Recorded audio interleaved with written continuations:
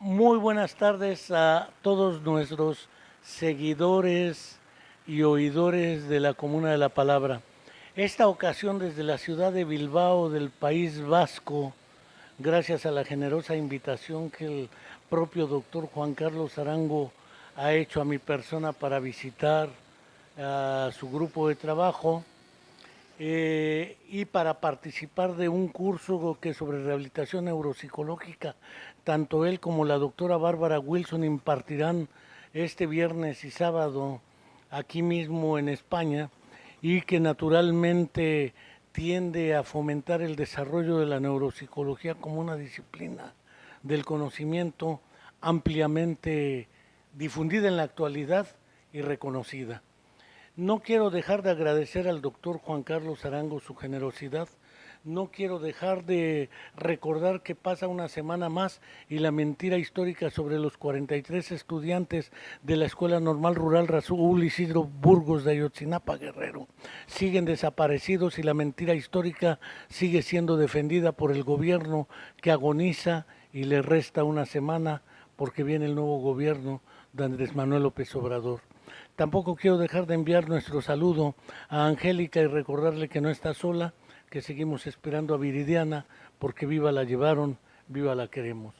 El doctor Juan Carlos Arango Lasprilla, como muchos que se dedican al ámbito de la neuropsicología reconocen, es un profesional de esta disciplina ampliamente reconocido. Tiene más de 300 publicaciones entre artículos, papers, libros, capítulos de libro. Ha impartido una cantidad impresionante de conferencias en diferentes países del orbe. Asimismo, ha ganado diversos premios y reconocimientos, por ejemplo, por parte de la APA. Incluso hoy ha sido ya nombrado como miembro de la junta directiva de la Asociación Internacional de Neuropsicología. Y pues para no llevarme la hora en mis rollos acostumbrados y en un currículum ampliamente ostentoso, pero bien merecido por el doctor Juan Carlos Arango, quisiera partir de una pregunta que trasciende al ámbito propiamente de los reconocimientos. ¿Quién es Juan Carlos Arango Lasprilla? ¿Cómo se hace neuropsicólogo? ¿Qué lo acerca a la neuropsicología? Más viniendo de un país tan, como decía el poeta Efraín Huerta, no sabe uno si es de una universidad del primer mundo, en un país del tercer mundo, en un estado del cuarto mundo, en una entidad federativa del quinto mundo. Desde Colombia no ha sido fácil poder hallar esta posibilidad probablemente, y él mejor que yo dirá quién es Juan Carlos Arango Lasprilla, cómo se hace aquí, cómo lo lleva más allá de la idea teórica de la neuropsicología, la vida misma. Bueno, muchísimas gracias Enrique por invitarme a tu programa. Em, bueno, ¿quién es Juan Carlos Arango? Juan Carlos Arango nació en Medellín, Colombia. Soy el hijo mayor de una familia donde mi padre, su profesión era zapatero y mi madre era ama de casa. Tengo dos hermanos, dos hermanos menores, y eso, nací en un barrio de la ciudad de Medellín, un barrio de clase media baja. Durante todo el tiempo de mi infancia mi adolescencia me dediqué al deporte. Al principio estuve varios años siendo deportista de alto rendimiento. Fui campeón nacional de judo en Colombia por varios años. También fui selección Colombia de judo. Competí en un campeonato panamericano.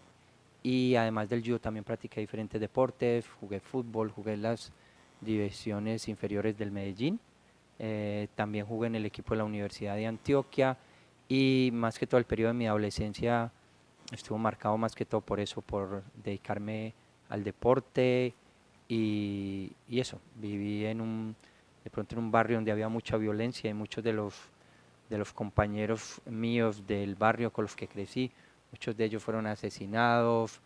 Algunos de ellos pues no tuvieron pues un futuro muy bueno, y desafortunadamente pues durante mis años de juventud me tocó pues ver mucha violencia, porque fue los años donde estaba el narcotráfico allí en Colombia, había muchas bombas, muchos atentados y mi vida transcurrió más que todo entre eso, entre mis estudios del colegio y más, pero más que todo fundamentalmente en el deporte. Qué curioso, viniendo del deporte, decías del judo, fuiste campeón olímpico nacional y con la expectativa de ir a las Olimpiadas en judo, finalmente no fuiste. Ah, decía el filósofo español José Ortega y Gasset, yo soy yo y mis circunstancias. ¿Qué circunstancias condujeron o le impusieron a Juan Carlos Arango no hacer esos sueños que sí tuvo, sueños de más juventud, porque sigue siendo un hombre joven, eh, para que cambiara el derrotero de su vida y dedicarse no solo a la ciencia, a la investigación, a la producción de conocimientos en el ámbito de la neuropsicología, sino a la propia práctica clínica? ¿Qué, qué circunstancias influyen para ese giro en su vida de deportista? Y probablemente por ahí vi alguna vez una foto de chef, porque seguramente también es gustoso de la comida. A ver, mi sueño siempre en la vida fue fue a ver, pues llegar a ir a los Olímpicos representando a Colombia. Estuve, como te dije anteriormente, fui selección Colombia, estuve entrenando para ir a los Olímpicos, pero afortunadamente en ese tiempo no había mucho apoyo del gobierno ni del Estado y desafortunadamente pues mis padres y mi familia no tenía dinero para mandarme. Estuve entrenando varios años tratando de ver si podía ir a los Juegos Olímpicos. Por tal motivo, al no poder ir a los Juegos Olímpicos, una de la otra opción que tuve fue pues realizar mis estudios universitarios. Entré a la Universidad de Antioquia, que es la universidad pública allí en Medellín. Pasé a la universidad como deportista destacado y empecé a estudiar psicología.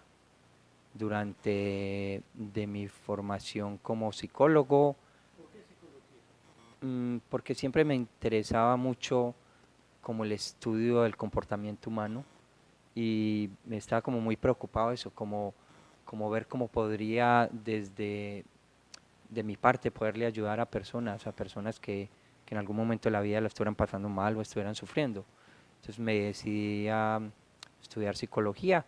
Inicialmente entré en una facultad eminentemente psicoanalítica, casi todos los textos y todas las cosas que leí fueron relacionadas con el psicoanálisis.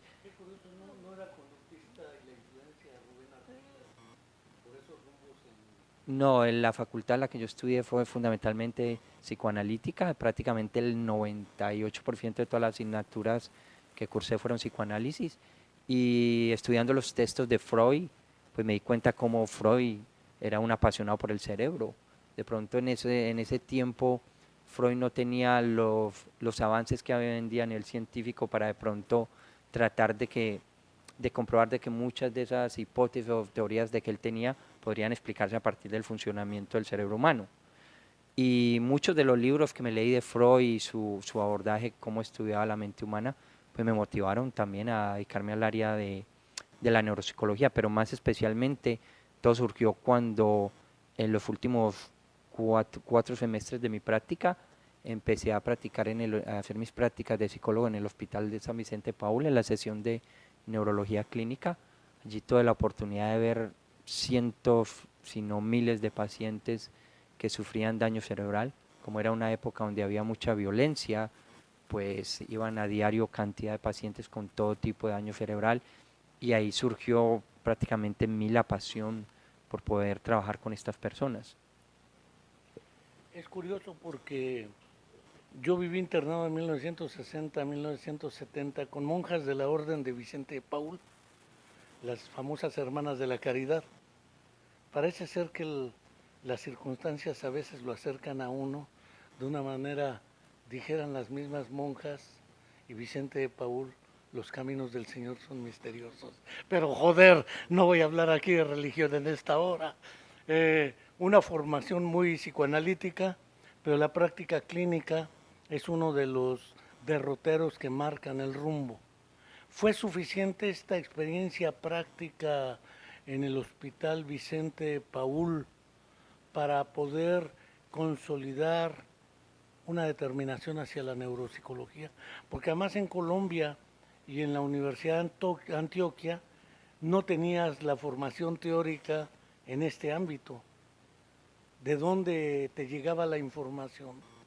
Si la escuela era eminentemente psicoanalítica, cuando mucho la fascia de Freud o Palsy cerebral de Freud o un esquema de psicología para neurólogos o cosas de esas de Freud, pero Freud era neurólogo y no psiquiatra, sí sabía de eso. No, la pasión realmente surgió en el momento en que tuve una profesora en el tercer semestre, Luz Marina Galeano. Ella fue la profesora que me dio la asignatura de neuropsicología, evaluación neuropsicológica, y ahí empezó mi gran pasión por el estudio del cerebro humano. A partir, claro, esa era una de las pocas materias que existían en el tiempo en la universidad con una orientación diferente. Estamos hablando más o menos del 94, 95. Y bueno, pero realmente lo que me marcó es ya a finales de mi carrera, consigo ganarme una beca para estudiar, para hacer un doctorado en neuropsicología a la Universidad de Cambridge en Inglaterra, y faltando poco, faltando 6 meses, 8 meses ya para irme a hacer la beca a irme a estudiar a Inglaterra, pues mi padre fallece y posteriormente mi hermano tiene un traumatismo craneoencefálico. Y como en ese tiempo en Colombia no habían, en ese tiempo y todavía dijera, no había muchos centros de rehabilitación, y mi padre era la única persona que sostenía económicamente mi familia, pues yo tomé la decisión de no aceptar la beca y quedarme en casa ayudando a mi familia en la rehabilitación de mi hermano. Y efectivamente pues renuncié a la beca, y lo que hice fue terminar mis estudios de psicología, conseguir un trabajo como profesor a través de la ayuda de la profesora Luz Marina Galeano. Conseguí un trabajo de cátedra enseñando neuropsicología, y al mismo tiempo pues dedicándome todos los días con mi familia empíricamente tratando de ayudar en la rehabilitación de mi hermano. Es curioso porque parece ser que dijera Freud, hay motivaciones inconscientes e irracionales que lo acercan uno afectiva y emocionalmente a ciertas decisiones por ámbitos fundamentalmente afectivos, ¿sí? Un hermano con un trastorno neuropsicológico secundario a trauma de cráneo, un accidente en carro, caída, moto, no sé qué haya sido. Y esto acarrea un determinado síndrome. ¿Cómo impacta esto en la familia? Porque de alguna manera dices, tratas de acercarte para apoyar a tu hermano en su rehabilitación, pero a mí me pasaba, mi mamá decía, no, ya ni haga nada con este no se va a componer, este ya se va a quedar así para toda la vida. Otros hermanos se hacen un lado, es decir, no todos le entran igual y mete en crisis a la familia. Y rehabilitación sin familia, sin el apoyo del propio joven, es muy complicado. ¿Cómo, cómo viviste esta etapa con la dinámica familiar? Porque eso también te marca para la rehabilitación. Yo leí un artículo en un periódico colombiano que decía el paisa que se fue a enseñar cómo rehabilitar a otros países.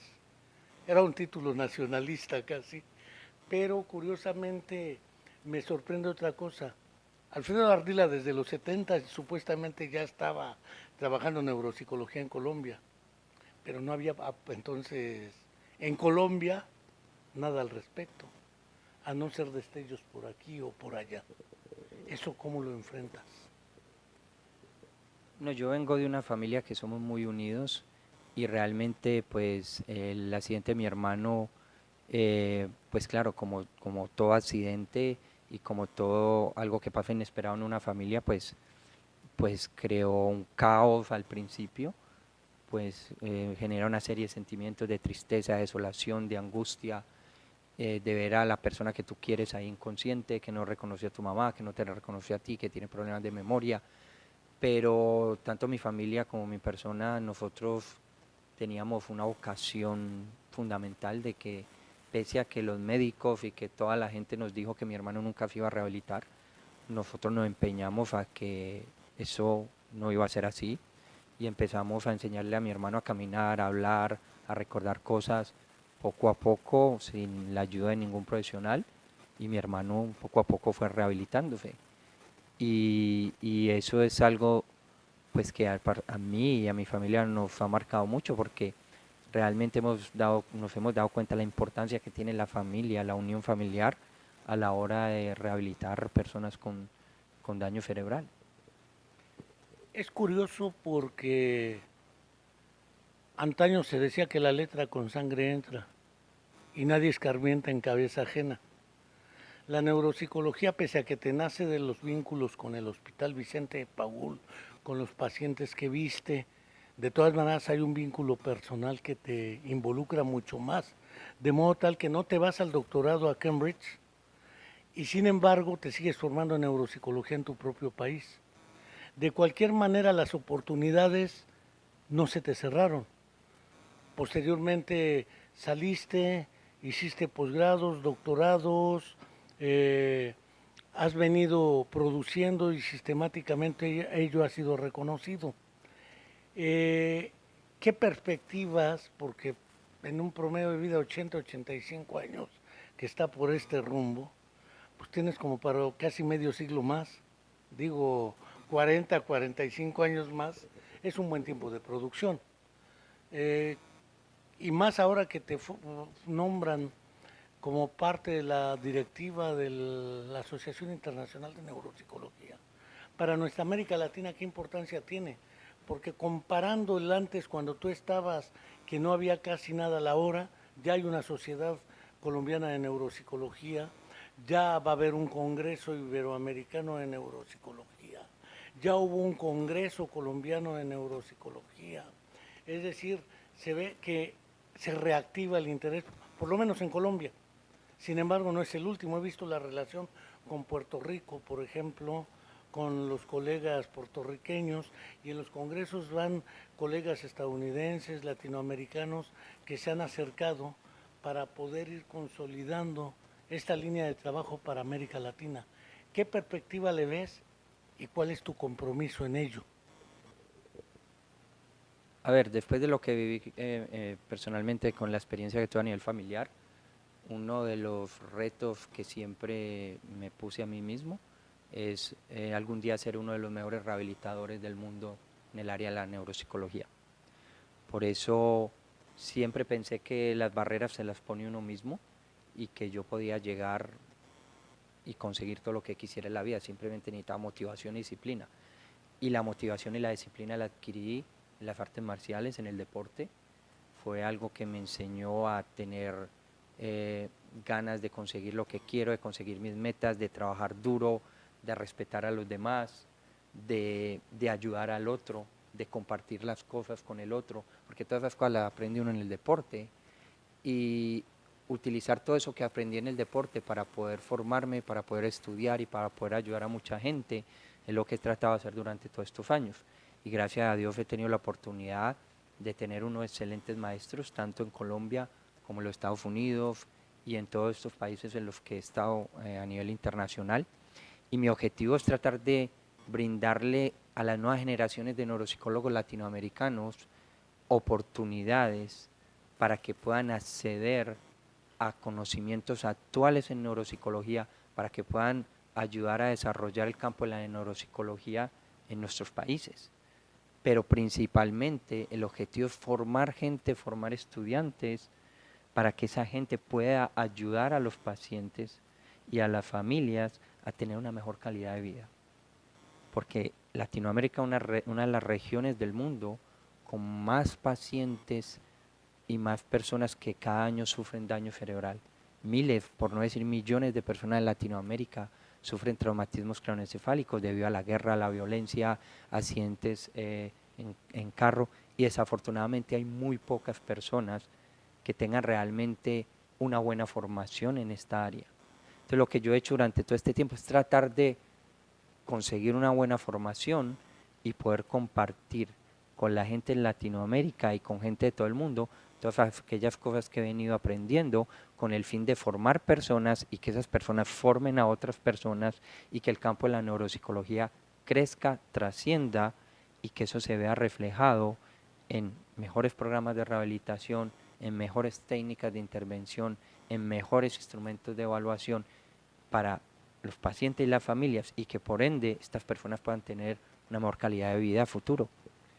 Voy a mencionar un elemento que es fundamental hoy y que has venido promoviendo con parte de tu equipo de trabajo sobre la baremación de diferentes herramientas o instrumentos de diagnóstico neuropsicológico para nuestras diferentes regiones latinoamericanas, porque como tenemos claro, pues casi todos, exceptuando Brasil o la Guyana o República Dominicana, quizás la mayoría son hispanohablantes, aunque el español de México, el español de Colombia, etcétera, difiere de alguna manera. ¿Qué importancia tiene este hecho de baremizar o baremar o establecer dinteles o parámetros para evaluar con una relativa confiabilidad los instrumentos que se utilizan para el diagnóstico, sea en Colombia, sea en México, sea en Perú, sea en Chile, sea en Mexicali, sea en Chiapas, y sea de uno u otro instrumento, porque algunos no lo aprecian claramente en su exacta dimensión. Y cuando uno no entiende las cosas, lo más fácil decir, eso no tiene sentido, ¿sí? Y el arte de la descalificación es un arte que no nos permite explicar absolutamente nada. ¿Qué importancia tiene eso hoy para nuestra América Latina? Pues nada, nosotros pasamos de no tener prácticamente pruebas o tener muy pocas pruebas en Latinoamérica que tenían baremos, a haber realizado el estudio más grande de baremación del mundo de pruebas neuropsicológicas en países de habla hispana. ¿Qué es lo que pasa? Es que la gran mayoría de neuropsicólogos en un estudio que nosotros hicimos en Latinoamérica reportó que se utilizaban pruebas desarrolladas en otros países con baremos de otros países. Y se ha demostrado ampliamente que el utilizar pruebas desarrolladas en otros países y utilizando baremos de otros países lleva a que se creen o que se tenga un alto porcentaje de diagnósticos equivocados. Y porque es que nosotros no podemos evaluar a nuestra gente con instrumentos y con baremos que han sido creados en otros países, porque probablemente existen cantidad de factores culturales, educativos, de lenguaje, que influyen en el rendimiento cognitivo. Y si nosotros no tenemos realmente baremos hechos con poblaciones específicas en las cuales nosotros controlamos por la edad, por la escolaridad, por el género, por el bilingüismo, por todos estos factores, realmente no vamos a poder tener medidas válidas que nos permitan saber si una persona determinada o no tiene un déficit cognitivo. Y yo pienso que es muy serio el diagnosticar a alguien con un déficit cognitivo sin realmente tenerlo. Me parece algo antiético porque tú marcas la vida de una persona y eso le cambia su vida totalmente a ella y su familia. Y eso le cambia la forma en que tratan a esa persona, la forma en que esa persona tiene accesos, la forma en que esa persona se desenvuelve en la comunidad. Y no me parece justo que estemos utilizando pruebas y que vengamos desde hace casi 30 años muchos países de Latinoamérica hoy en día hacen neuropsicología, pero no cuentan con baremos propios. Entonces este estudio es un estudio pionero a nivel internacional, porque ya nosotros podemos comparar el rendimiento cognitivo de personas con sus pares de la misma ciudad, del mismo país, y no tenemos que ir a comparar nuestra gente con baremos o pruebas neuropsicológicas hechas en otros contextos. Este estudio abarca diferentes contextos, diferentes países, pero también diferentes herramientas. La figura compleja de Rey, no sé, una cantidad impresionante de instrumentos que recurrentemente se utilizan en América Latina. También has estado trabajando, además de la baremación, cuestiones relativas a lo que es el desarrollo de la formación de neuropsicólogos y de la neuropsicología en los diferentes países de América Latina, pero no solo de América Latina, entre ellos México, Colombia, Costa Rica, Puerto Rico, etcétera. Y de alguna manera estos estudios también nos permiten tomar decisiones en términos de cómo replantear tanto mecanismos de organización, certificación, validación, porque cualquiera que tome un curso hasta de neurocoaching pone un consultorio de neurocoaching y neurodiagnóstico y hacen cada charlatanería. Al respecto tienes también publicaciones y son fundamentales en este ámbito. Sí, a mí realmente una de las cosas que siempre me ha preocupado, pero desde siempre, desde que era estudiante, es tener una formación de calidad. Pienso que muchas veces en nuestros países latinoamericanos nos preocupamos mucho por el titulitis. La gente quiere tener títulos, quiere acumular certificaciones, pero eso no te garantiza de que vas a ser un buen profesional. Tú puedes tener 2 doctorados, 3 doctorados, puedes tener 2 maestrías, 5 maestrías, pero no ser un buen profesional. Entonces, me preocupa mucho, especialmente ahora con el auge de las redes sociales. Las redes sociales me parecen un instrumento maravilloso porque te permiten poder estar en contacto con miles de personas de todo el mundo, intercambiar información. Me parece algo maravilloso, pero me preocupa que últimamente las redes sociales se están utilizando de forma inadecuada. Y esa forma inadecuada es que muchas personas están utilizando las redes sociales para hablar de temas en los cuales no tienen formación. Entonces hoy en día tú ves que cantidad de gente está empezando a hablar del cerebro, a hablar de neurocoaching o no sé, ya todo lo que está saliendo hoy en día se le está poniendo neuro. Y ves una cantidad de personas que lo que buscan más que todo es, no sé, más que todo es un protagonismo, pero detrás de ese protagonismo tú no ves ningún deseo de avanzar la disciplina, de hacer investigación, de crear herramientas, de trabajar conjuntamente en redes o en equipos. Son personas que más que todo utilizan las redes sociales como una herramienta para simplemente expresar ideas que pueden ser correctas o incorrectas, pero que en muchos casos simplemente se quedan ahí, en las ideas, pero no se trasciende y se llevan esas ideas a generar cosas que puedan ser útiles para trabajar con nuestros pacientes o con nuestras familias. Entonces, efectivamente sí, estamos trabajando. Me preocupa mucho realmente que hoy en día la gran mayoría de países de Latinoamérica, cualquier persona general puede hacer neuropsicología sin tener formación. Hay mucha gente que es educador y hace neuropsicología, hay gente que es terapeuta ocupacional y hace neuropsicología, hay gente que es médico y hace neuropsicología. Pero pienso que al fin el problema no es tanto si tú eres médico o terapeuta ocupacional o terapeuta del lenguaje o eres algún otro profesional. El problema es que esas personas no tienen la formación para hacerla. Si tú eres un terapeuta ocupacional pero tienes una formación espectacular en neuropsicología, pues yo no tengo problema en que una persona pueda hacer neuropsicología desde la terapia ocupacional. Pero muchas de las personas que se dedican hoy en día a la neuropsicología, realmente lo que yo veo es que no se preocupan tanto por la formación. Entonces hoy en día observamos mucho personas haciendo doctorados de 2 o 3 meses o haciendo maestrías online donde prácticamente tienen que tomar 2 o 3 cursitos y realmente no pienso que la formación en neuropsicología pues sea algo tan, ¿cómo te dijera? Como tan sencillo para uno aprenderlo en este tipo de programas. Bueno, pues siguiendo con esta idea que tratabas acerca de que ya decía el educador y filósofo de la educación y pedagogo mexicano Pablo Latapizarre, alguna vez publicó en el 77 un artículo que se intituló Educar o dar credenciales. Esa idea de la credencialización, ¿sí? Tienes un título de licenciatura, un título de maestría, inmediatamente porque te titulas la licenciatura con la maestría y de una vez el doctorado, entonces resulta que tienes el doctorado pero cero experiencia práctica, clínica, cero vínculo ético y profesional con los grandes problemas del dolor y el sufrimiento humano.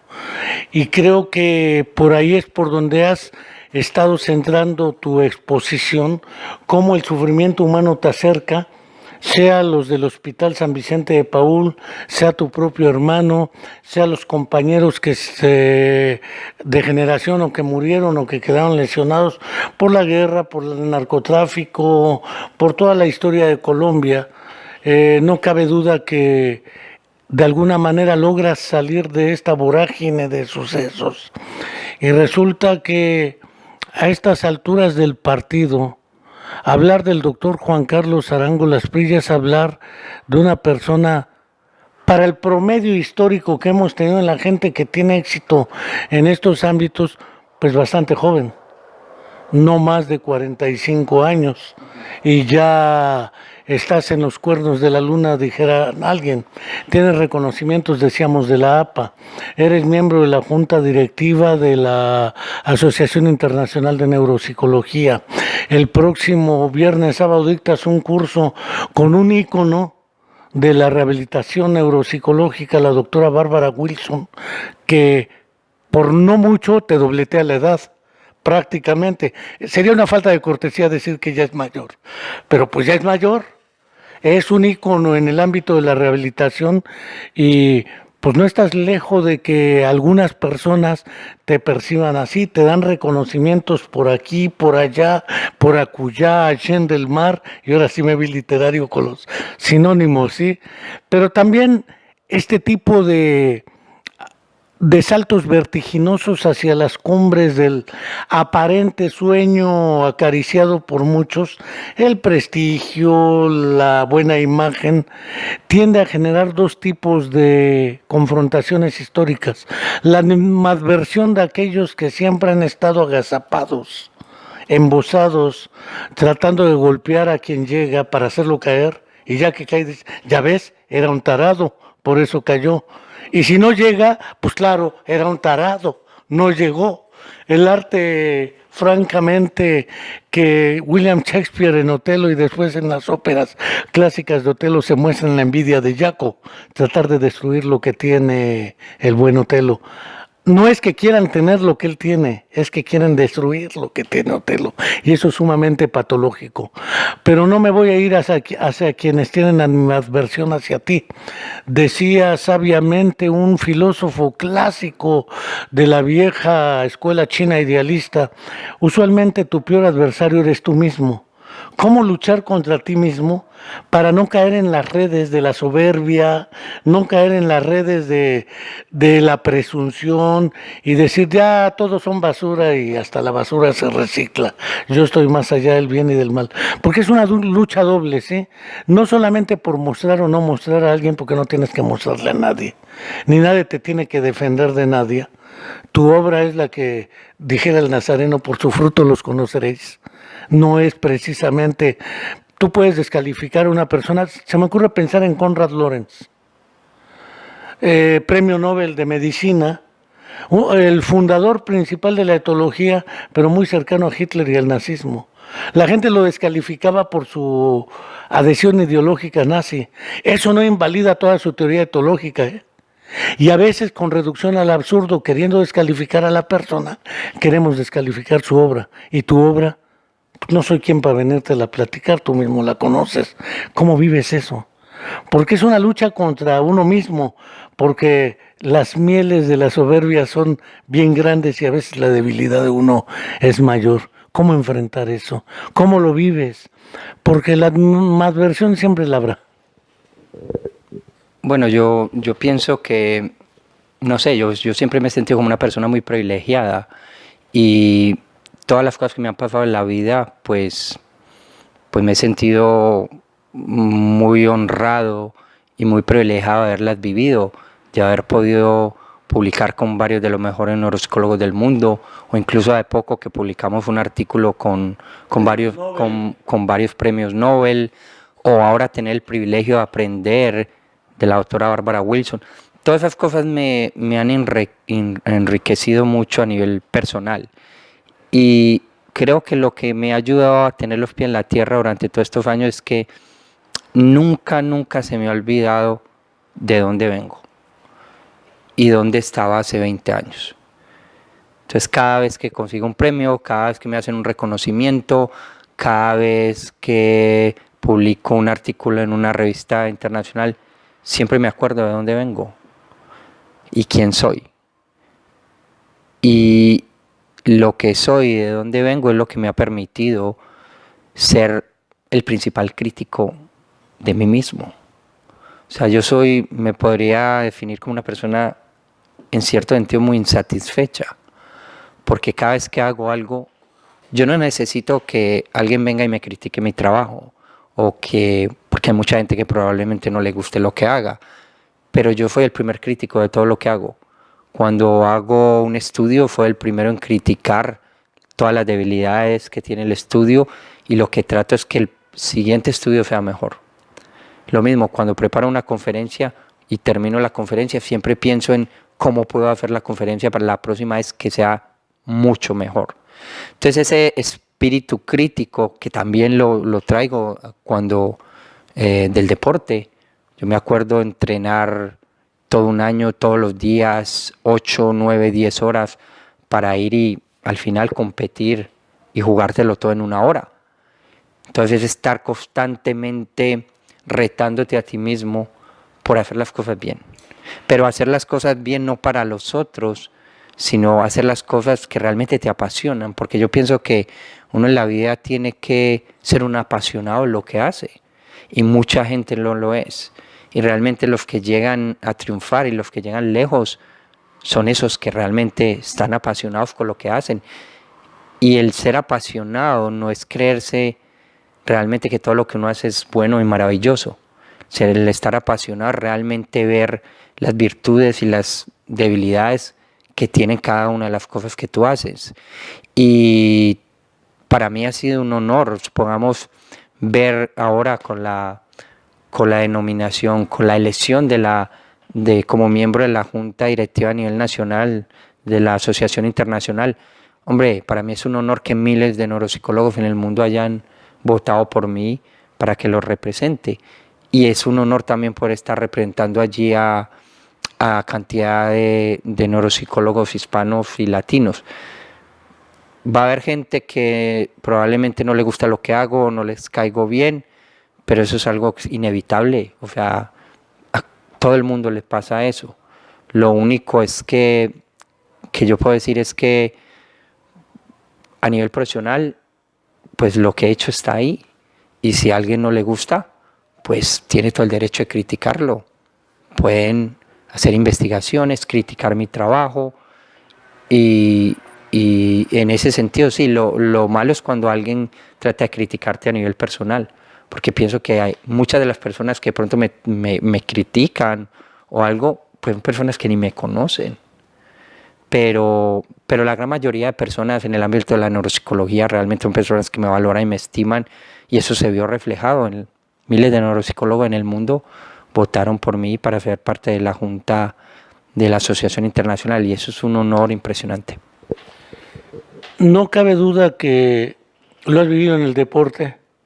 Ahí entrenas para ganar, no para perder. Pero no publicas para ganar el reconocimiento, porque no necesariamente publicando se gana el reconocimiento. Al contrario, puedes perderlo. Más bien el reconocimiento llega, como dijera el nazareno, perdónenseme las citas, porque yo que soy un herético y redento, resulta que estoy citando al nazareno, pero decía, por su fruto los conoceréis. ¿Sí? No cabe duda que los reconocimientos llegan ex post, posterior a la producción, no antes. Y yo supongo que cuando tú estás elaborando la baremación con tu equipo de trabajo, cuando estás elaborando una serie de trabajos, cursos, conferencias, publicaciones, qué sé yo, no estás pensando, con esto me van a nombrar ahora miembro honorífico de los neuropsicólogos clásicos del mundo. Valga esta barbaridad que acabo de decir porque no existe esa cosa. Pero no escribes para eso. Lo cual quiere decir que tu objetivo no es obtener ese reconocimiento, aunque dijera Abraham Maslow, es uno de los extremos de la pirámide motivacional, la motivación de logro, por encima de las motivaciones de las necesidades básicas o fisiológicas. No cabe duda que es legítimo aspirar a un reconocimiento, de ello a que lo obtengas por lo que escribes, no necesariamente. Creo que se han conjuntado varios factores.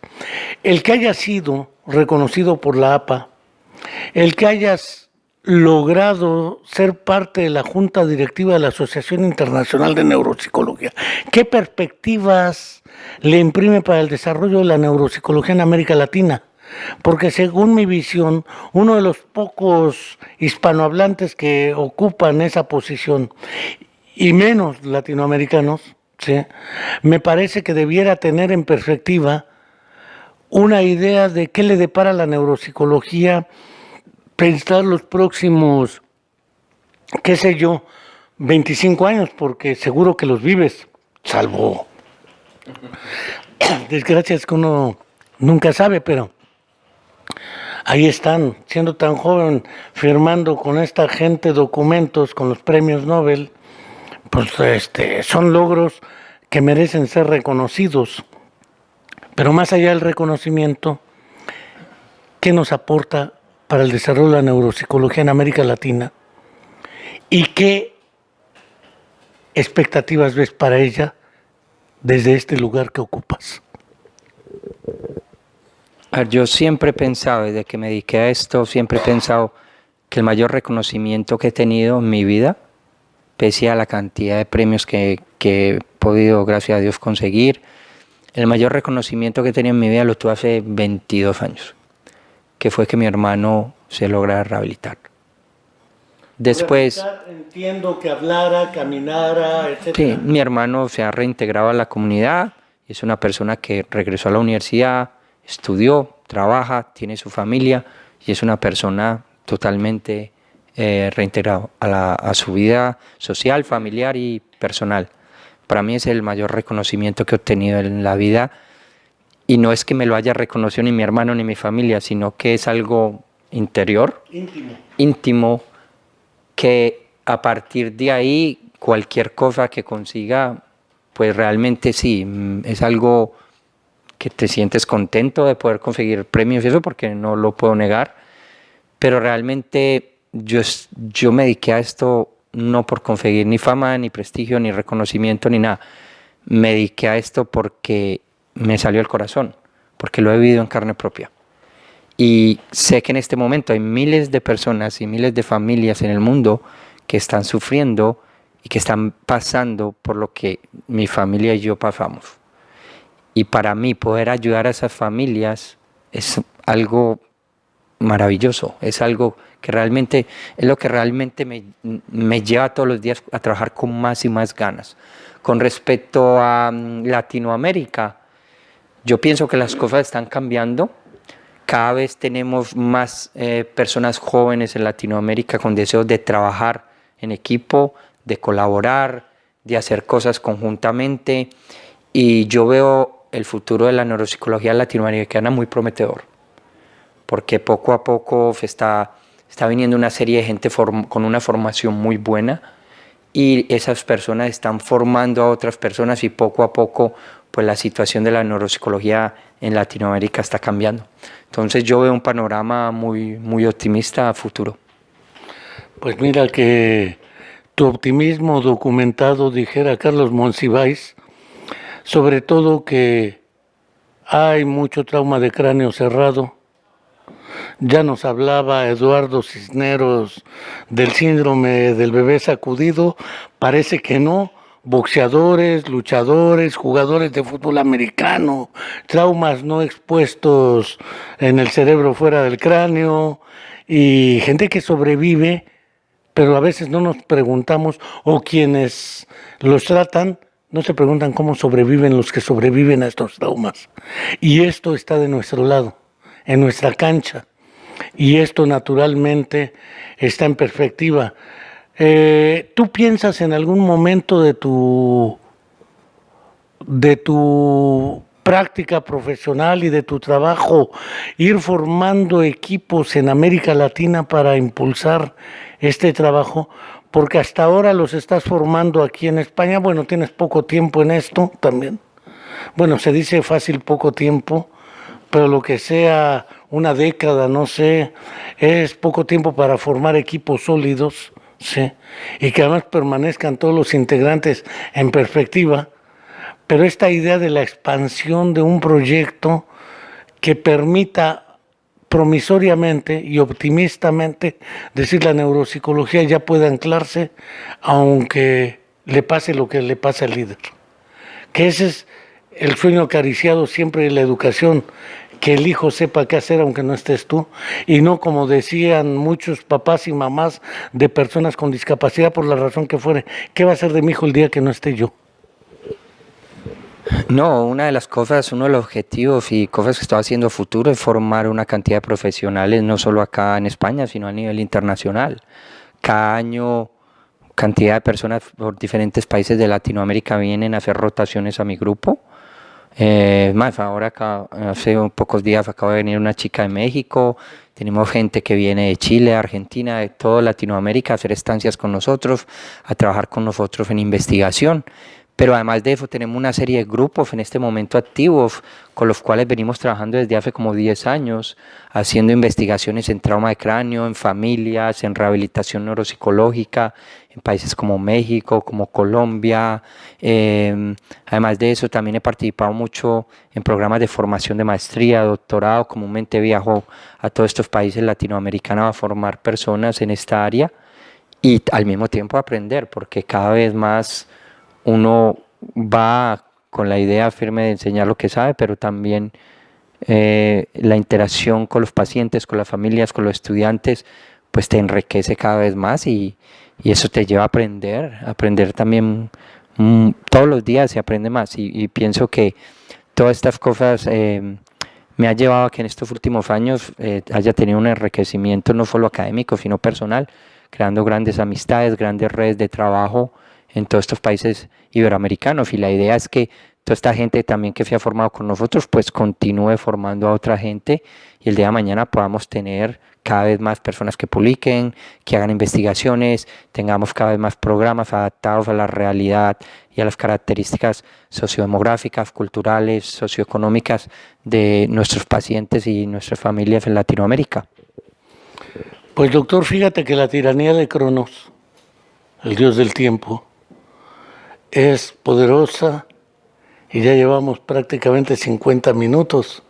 Eso es un buen récord, además de un tema un poco no tan llamativo como el del doctor Joe T. Jodo, que es un genio hasta dijeras para sentarse en ángulo de 180 grados, pero y de la ironía es un buena, pero todo tiene su lugar. No sé si quisieras enviar un último mensaje a nuestros queridos oidores. Tenemos que brindar por la neuropsicología, por la comuna de la palabra y por nuestros oidores y miradores. No, nada, pues eso, muchísimas gracias por la invitación a participar en este programa. Y bueno, pues nada, la gente que darle un saludo a todas aquellas personas que trabajan en el área de la neuropsicología en Iberoamérica y que bueno, por acá estamos en Bilbao para cuando quieran venir a visitarnos y ojalá podamos seguir con todos los trabajos y proyectos que tenemos en la actualidad. La verdad es que se vienen cosas muy prometedoras, especialmente a futuro. Estamos desarrollando varias líneas de trabajo a futuro, especialmente una línea, todo lo que tiene que ver con la conectividad cerebral. Estamos trabajando en la creación de nuevos programas de rehabilitación para pacientes con daño cerebral y sus familias. Tenemos todo un programa de investigación en el desarrollo y validación de pruebas neuropsicológicas. Y bueno, viene una serie de cosas apasionantes y que nos motivan mucho a pensar de que el futuro de la neuropsicología pues nos trae cosas prometedoras. Y nada, Enrique, pues muchas gracias por la invitación. Salud. Pues doctor, salud. Pues nada, salud. Y salud con nuestro auditorio y oitorio, los que ven, oyen y prácticamente nos siguen. Y en otra ocasión seguiremos con otros temas. Por lo pronto, muchas gracias por aceptar esta charla, entrevista, que esta sí parece más entrevista, A veces se me pasa las preguntas, pero ¿qué le vamos a hacer? Hasta la próxima. Pues gracias por dejarme